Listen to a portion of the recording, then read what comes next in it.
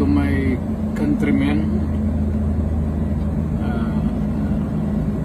just to give you the current situation. I am about to land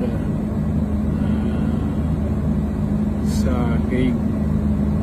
Galing ako Dubai, stopover for it's a long haul, it's a long flight. Okay ako, do not worry.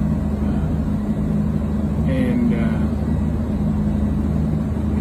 I think this is something to do with the law and order noon.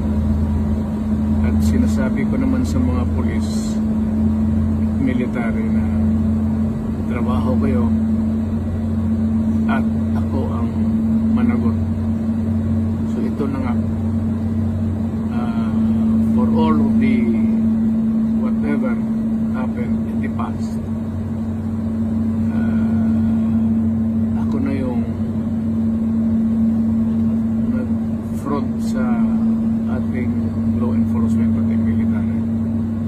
Sinabi ko na I will protect you and I will, ako ang managot sa lahat. This will be a long legal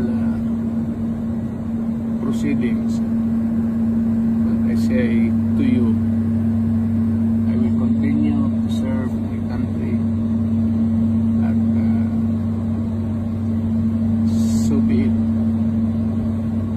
Kung ganun ang destiny ko.